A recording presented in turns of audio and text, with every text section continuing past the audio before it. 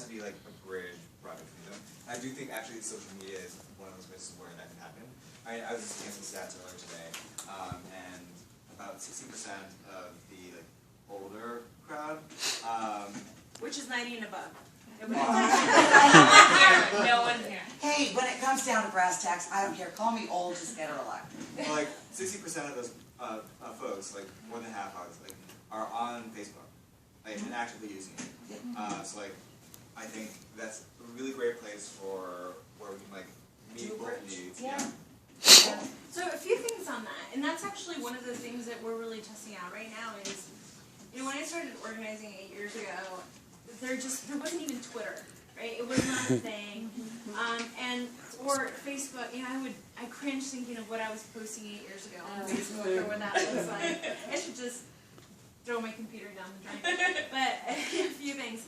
One is really bridging that gap, right? Especially in a state like Nevada that is it's incredibly transient, right? And, you know, go to places like Iowa and Hampshire. I joke that they're like, well, I'm a 50th generation Iowan, and you know, this is my 75th caucus. So I'll tell you about a caucus, don't you dare tell me, right? So that's a challenge that we have in Nevada, right? It's incredibly transient. So a lot of times people don't know their neighbors, or people are just really getting to know, or for example, there might be what is often referred to in the rules as a closeted Democrat, whatever the case might be. So what we're trying to do is bridge that digital and organizing, right? We're calling it digital organizing. So essentially now that online and social media is the new front porch, right? You know, when I was growing up, we used to sit on the front porch, my parents would talk to neighbors, etc.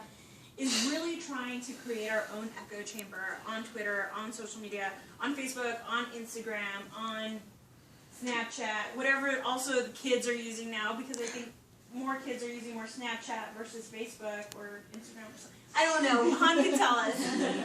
Or SMS, for example, right? Text. So texting, right, for example. And that's actually in Fallon. I said, you know, you want to receive text messages, you know, check off this little box in the caucus commitment card. Every single person asked for their caucus commitment card back so they could get personalized Fallon text messages on the events that are happening.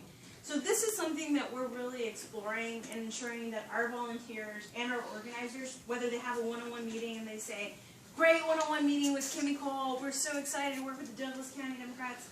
That's one example, or another is, I'm hosting a house meeting.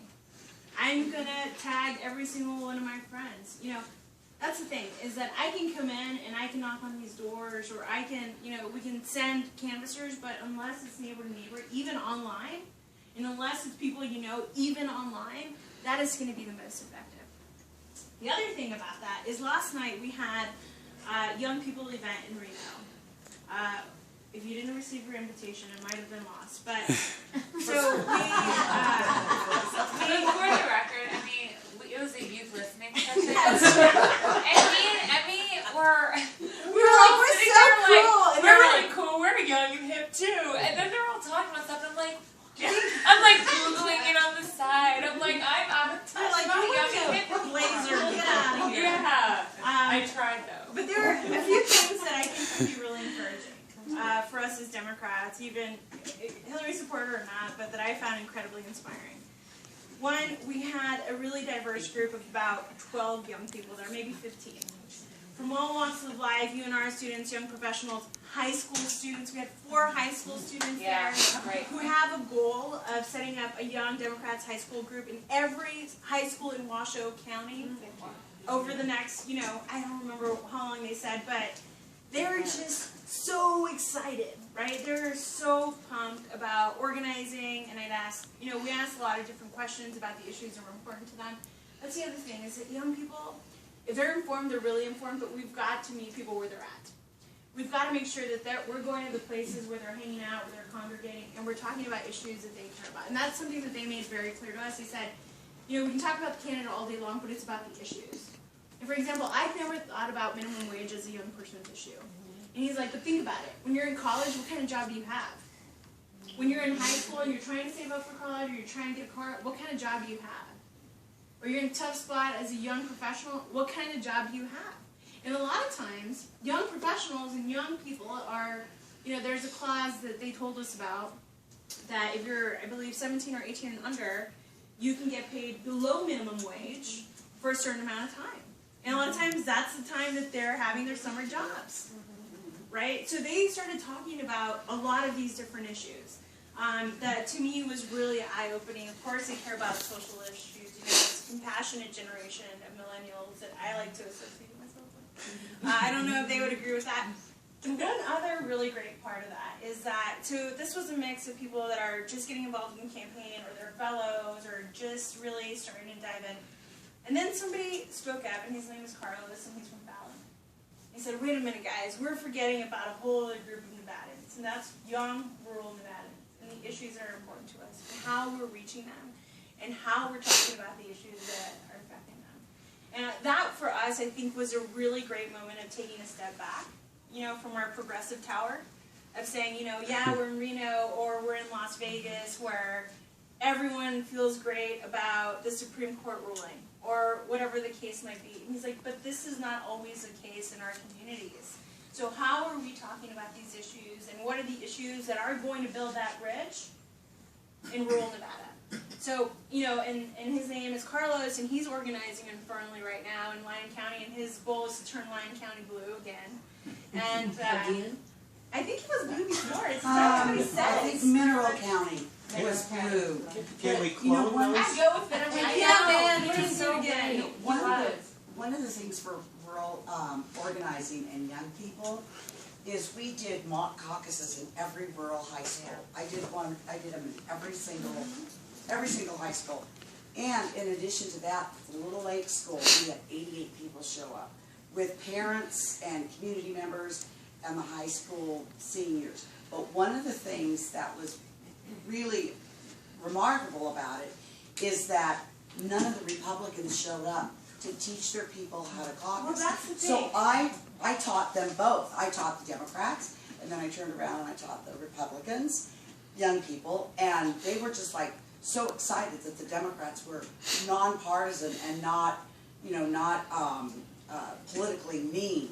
But if you find some high school kids that can be responsible for doing mock caucuses for the community at their high school, in fact, the superintendent that we just hired, that'll be at our picnic, she helped us do a Lyon County mock caucus for every single high school at Lyon County High School. Well, we'd love to talk to you about that too. Just see But how you the kids loved it. I agree. And you have like pizza, and you make it cool. Oh, it was. We had so much fun, but the kids got so involved and doing it and being the leaders of that. That was their senior class, whatever it was, program that they did for that semester. And so right now, school's going to start. You find some young leaders that want to do it, and they had a blast. I completely agree. So one of the things that we heard yesterday too is that we had, you know, some current and former young Democrat leaders there. We also, so the high school students. So I asked, well, what inspires you? What gets you to be involved? Why are you here? I mean, it's your summer. It's a beautiful night in Reno. What are you doing here? And they said, well, I get extra credit. And I said, okay, great. I'll take it. You know, for some of these groups, I mean, but that's the thing, right? So for government, you can get AP credit for getting involved in a campaign. And you can also go talk to some of their government teachers. And I think what they said is just also for high schools that a lot of times the caveat is it has to be fair, right? So we open it up to Hillary Clinton campaign, we open it up to the Donald Trump campaign. That's perfectly okay with us, right? I mean, we've been in a situation before where we've gone to high schools and we open it up and say, absolutely, we'll take any opportunity we can get to come in here, whether register your students or to talk about getting involved in a campaign civically without a candidate, whatever the case might be. More times than not, we're the only ones that show up. Well, the other thing too is that ultimately, whether or not all the other campaigns show up, ultimately the kids that go home and talk about it, what they've done is they've engaged their parents, their grandparents, their neighbors, whoever it is, and whether or not all the campaigns are there or the candidates are there, they all know, well, you know what, it was the Hillary Clinton campaign that said everybody could be welcome. And this central committee does that very well here in Douglas County. That's one of the things that we do well. We open it, and when there's a success, people know that there's been Democrats and Republicans involved, but it all goes back to, like Dave Brady saying to a certain person at a retirement party, she says, oh my God, you go to the Democrat things? You go to their things? And he goes, yeah, as a matter of fact, I do. He says, in fact, he said, you know, they get things done. They don't have cliques like we have at our party, you know, in our party. And it's very noticeable that we were the party, we were the people that opened it up wide, and they always know who opened the door. Well, I think one of the things, to your point, to me that I love about the caucuses is that really anyone that's eligible to vote can participate in it, right? So if you're not registered to vote, you can register that day if you're eligible, or you can switch party affiliation if you feel really strongly. You know, we've come across some Republican women for Hillary, right? And they really want to caucus for her. That's a great time to do that. For young people that are going to be 18 by the general election, you know, that's another really great opportunity. So for us, and I think from the party standpoint, is that the caucus is such a wonderful organizing opportunity of finding these people in rural areas of saying, oh, look, there's more than 5 Democrats. You know, we've got a really great bunch, so how do we start organizing? And one of the conversations that we've had, too, along the way is, how do we bridge difficult issues to discuss with people that we care about that might not be the same party as we are? And how do we, I mean, we talked about this with young people too, right? How do you make young people care about the issues? And it could be, you know, Bobby could be fired from his job because of who he loves. Right? I mean, that's a pretty straightforward way of saying it to a high school student. I mean, do you agree with that? The answer is a lot of them don't. Right? So how are we connecting those pieces, and how are we sharing those personal stories? You have Gim, you have 1, 2, 3, 4, 5, 6, 7,